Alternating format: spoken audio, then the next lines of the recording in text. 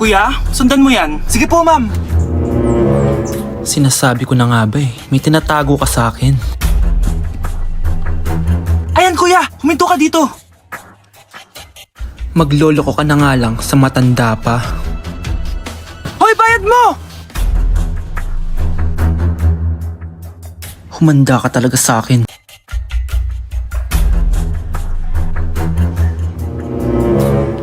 Ang sweet niyo naman. May paregalo ka pa, ha? Ano yun? Scarlett? Ano ginagawa mo dito? Manloloko ka! Pinagpalit mo ako dito sa matandang pangit na to? May paregalo ka pa, ha? Sa akin nga wala kang binibigyan na regalo eh! Scarlett, magpapaliwanag ako! Manahimik ka! At ikaw naman, matandang pangit? Sayong-sayo na tong boyfriend ko! Magsama kayong dalawa! Aba!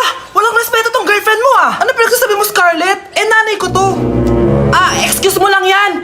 Mukha nga nagtatago ka kanina eh! Nagtatago ako kasi isusurprise namin yung tatay ko. Ganito babae ba yung gusto mo, anak? Yung walang modo? Nay, pagpasensyahan niyo na siya. Tita, sorry po. Anong sorry? Matandang pangit ako, di ba? Lumayas ka dito, babae ka. Sorry na, tita. Ayaw mo lumayas, ha? Brownie! Good boy! Tumakbo ka na! Unang tanong, magbigay ng bagay na nagsisimula sa letrang K. Okay, Samantha? Kuko? Kuko is 3 points lang. Sayang. Okay, ikaw naman, Scarlett. Sisimula sa K? Kifi. Kifi is the top answer. Yes! Okay, next. Magbigay ng parte ng katawan. Scarlett, dahil ikaw ang nakahula ng top answer, ikaw ang mauuna. Pantog. Basic. Pantog is 10 points. Bakit 10 lang? Samantha, pwede ka pang bumawi. Parte ng katawan? Esophagus! Esophagus is the top answer! Yun! Eto na! Sino kaya sa inyong dalawa ang mananalo ng 1 million pesos cash? Akin na tong 1 milyon. Humanda ka sa akin, Scarlett. Anak, ayusin mo! 1 milyon yan! Mauna tayo kay Samantha. Ano ang bagay na mahaba at matigas? Mahaba at matigas? Tornilyo? Tornilyo is 50 points! Pero, hindi ito ang top answer natin, ha? Okay, Scarlett, may chance ka pa na hulaan ang top answer. Bago ko sagutin yan, Nay, kung nanonood ka man, eto na yun, Nay! Mananalo na tayo ng 1 milyon! Go, anak! Ang bagay na mahaba at matigas ay... Bobo mo sumagot, anak! Sayang yung 1 milyon! Anak! Hello! Bili ka na sa akin ng ballpen. Ballpen? Di okay na, meron na kami niyan. Wala akong pakit kung meron ka na. Bumili ka na sa akin. Next time na lang, wala akong pera dito. Walang pera pero, ang ganda ng bahay. Huwag ka maingay, inutang ko lang to. Ay, lubog pala sa utang to, oh. Manahimik ka, baka marinig ka ng kapitbahay. Magkano ba yan? Murang-mura lang, 200 lang to. 200? Tangina, ginto ba yung tinta niyan? Bibili ka o itatara ko sa ito? Oh, ito na! Umalis ka na! Baka na yan! Madali ka naman palang kausap eh. Grabe naman mambudol yun. Limus po. Meron na naman. Wala akong pera. Next time na lang. Walang pera pero naka-iPhone ka, te? Yan na naman. Regalo to ng asawa ko sa akin. Asan asawa mo? Wala siya dito. Bakit? Ay, wala yan. Kabit ka siguro, no? Kabit pala to eh. Ina, ano ba gusto mo? 100 lang, te. Ito. Umalis ka na. Saksak mo to sa baka mo. Huwag ka na mga bit, ha. Masama yan. Isaasara ko na to. Ay, salamat. Tahimik na din. Namamas ko po! Jingle bell, jingle bell. Jingle all the way! Namamas ko po! Tama na!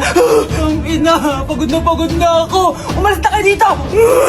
Grabe ka naman, te! Nangangaraw na lang yung bata, oh! Kita niyo yan, guys! Masama na ugali na babaeng to! Walang iya kayo! Wow! Gising na siya! Ang pala mo nandito sa bahay. Nay, wag yun please. Alam mo, bilib din ako sa'yo eh.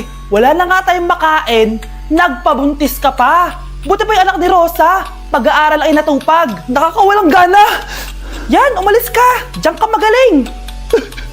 Kasalanan mo to. Sinira mo yung future ko. Ate, please, tigilan mo yan. Walang kasalanan yung bata. Hindi! Dahil dito, galit sa akin si nanay. Kaya dapat mawala na to. Ate, wag. Ate! Anak, kain ka na. Nay? Sorry anak ha sa mga sinabi ko. Hayaan mo, babawi ako sa'yo ha. Thank you, Nay. Nay, sumasakit tiyan ko. Nay. Oo, yung pinag-usapan natin, ha? Hihintayin ko ng mga anak tong babaeng to. Pag nabigay ko na yung bata, ibigay mo na agad yung pera sa akin, ha? Palak ibenta ni nanay yung anak ko. O anak, okay ka lang? Walang hiya ka, Nay! Ang sama mo! Akala ko, totoo nagbago ka na. Pera pa rin pala yung nasa utak mo. Abay, bakit? Wala ka nang pakinabang dito. At least yung anak mo, mapapakinabangan ko. Wala ka namang papakain dyan eh. Napakasama mo! Lalayas na ako sa impyernong to! Sige, lumayas ka! Sino tinakot mo? Tignan natin kung saan ka pupulutin. Hello, Bes. Hello, Bes! Kilala mo ba si Edward? Oo, Bes. Siya yung ama ng dinadala ko. Mayaman pala sila, Bes. Gusto kanyang makita kasi gusto niyang panagutan yung baby mo. Talaga? Oo, Bes. Ito na yun, Bes. Bes, hindi mo na kailangan magtiis na nanay mo. Hindi pwedeng anak ko lang ang makikinabang sa yaman ng lalaking yun. Dapat ako din. Wow, Edward. Ang ganda naman ng bahay mo. Simula ngayon, Scarlett. Dito ka natitira, ha? Masanay ka na. Matanong ko lang, bakit pala gusto mo akong panagutan? Eh, di ba iniwan mo na ako? Scarlett, hindi naman talaga kita iniwan. Alam mong, kinailangan ko lang sumama ng matagal sa ibang bansa. Kasama yung mga magulang ko.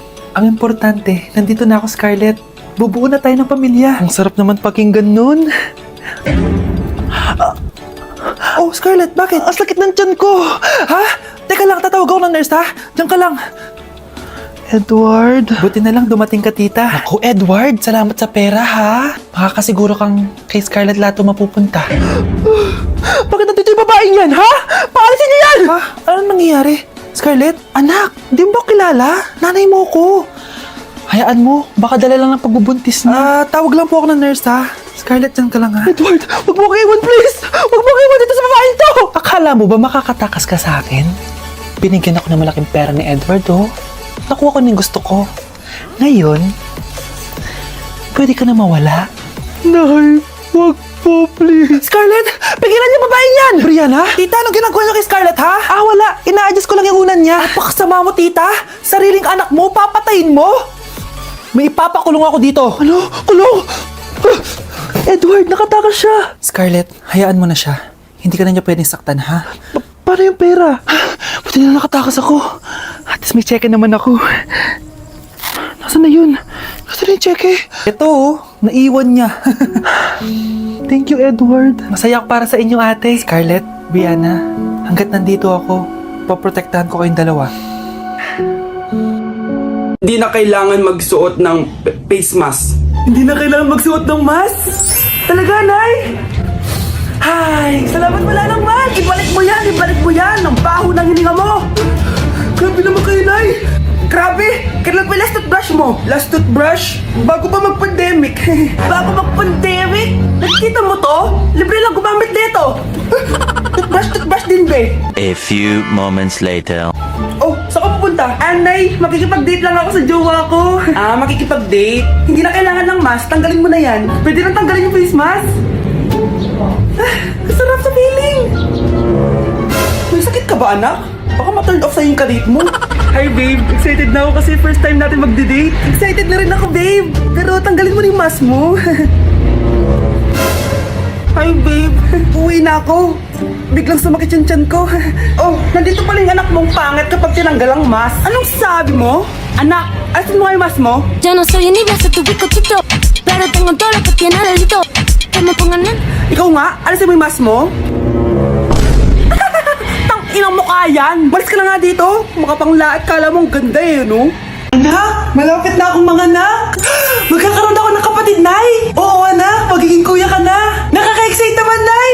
A few moments later. Mare, musta na? Uy, Mare, buntis ka din pala? Oo, Mare, malapit na nga akong mga anak eh. Sabay pala tayo mga anak, Mare. Siguradong mas maganda anak ko kesa sa kanya.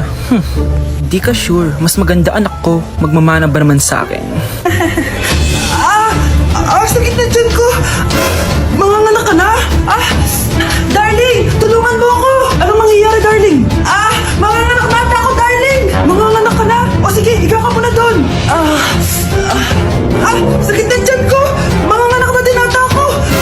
Mga anak ka din? Oo. Higa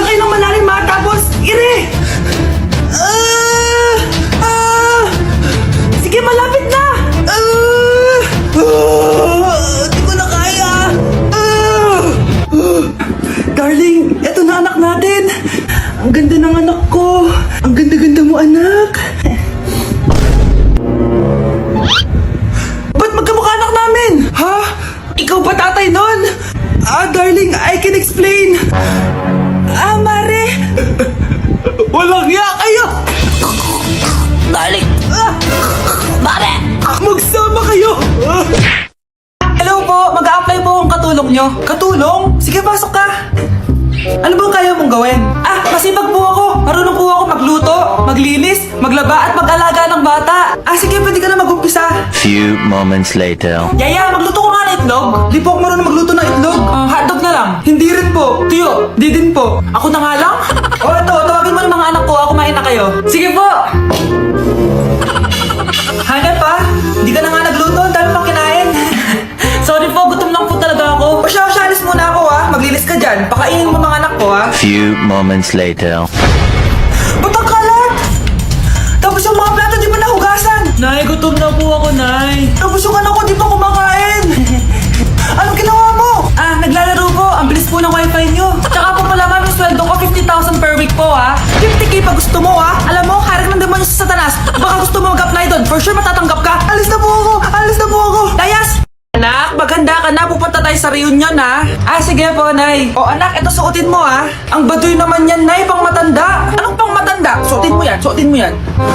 Sige po, Nay. 1 hour later. Anak, huwag mo kalimutan mag-bless sa mga kamag-anak natin Sige na, mag-bless ka na doon. Sige po, Nay. Ang dami-dami naman nila. Bless po, tita. Bless po, tito. Lolo, bless po. Few moments later. Nay, nag-bless na po ako. Pwede na po akong kumain. Kakain ka na agad. Meron pa doon. Mag-bless ka pa doon. Si mama naman Bless po. Bless po.